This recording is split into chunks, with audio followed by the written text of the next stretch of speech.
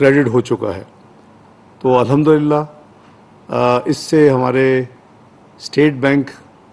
کے جو foreign exchange reserves ہیں اس میں مزید $1 ارب سے بہتری آئے گی. کل $2 ارب سعودی عربیہ کے ڈپازٹ ہوئے تھے, آج یہ $1 ارب ڈپازٹ ہو رہا ہے, اور اس طرح اسٹیٹ بینک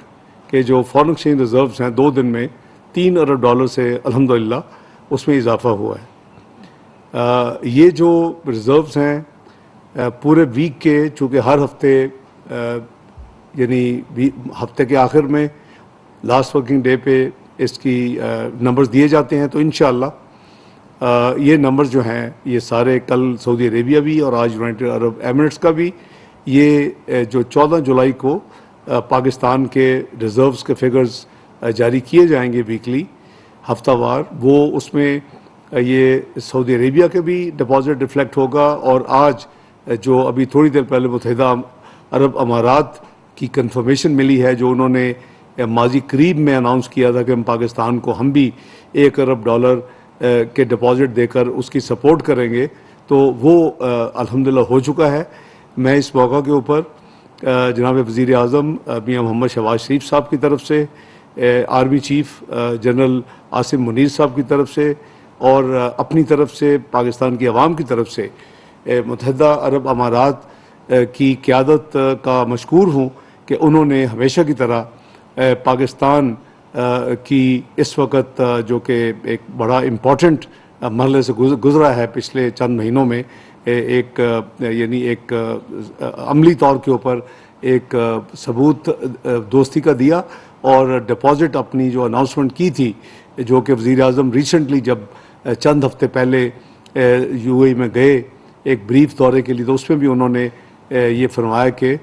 ہم بڑی جلدی یہ ڈپازٹ پاکستان کو دیں گے. اور اسی طرح کا میسیج انہوں نے چند روز پہلے آرمی چیف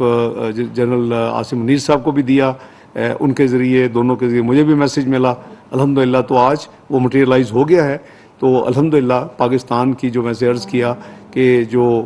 ریزروز کی پوزیشن ہے فارن ایکسچینج کی, وہ الحمدللہ بہتری کی طرف جا رہی ہے. ہمارا ہدف وہی ہے جو میں نے عرض کیا تھا کہ جولائی کے اینڈ تک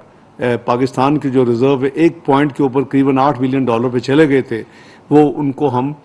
14 اور 15 ارب ڈالر کے درمیان ریزروز کو پاکستان کو بلڈ کر لیں. یہ رفلی وہ فگر ہے کہ جب میاں شہباز شریف صاحب نے یعنی وزیر اعظم کی ذمہ داری سنبھالی اپریل 2022 میں, تو وہ ریزرو تو قریباً اتنے تھے, لیکن جو آنے والی ادائیگیاں تھیں وہ بے شمار تھیں, اربوں ڈالر کی تھیں, جو کہ الحمدللہ اپریل 22 سے لے کے آج تک ادا بھی ہوئی ہیں, اور اس میں 1 منٹ کی تاخیر بھی نہیں ہوئی. اور جو راگ الاپتے تھے لوگ کہ پاکستان ڈیفالٹ کرے گا, کر رہا ہے, فلان ڈیٹ ہو رہی ہے, وہ سب قدرتی موت مر چکی ہے, وہ افواہیں اور وہ کیا سرائیاں. اللہ تعالیٰ پاکستان کا حامی و ناصر ہے, اور انشاءاللہ پاکستان ترقی کے راہ پر گامزن ہو چکا ہے, اور ہمارا آنے والا ہر دن انشاءاللہ پچھلے دن سے بہتر ہوگا. میری دعا ہے کہ اللہ تعالیٰ ہم سب کو توفیق دیں کہ ہم پاکستان کی بہتری کے لیے کام کریں اور اس کی ترقی اور خوشحالی کے لیے دن رات کوشاں رہیں.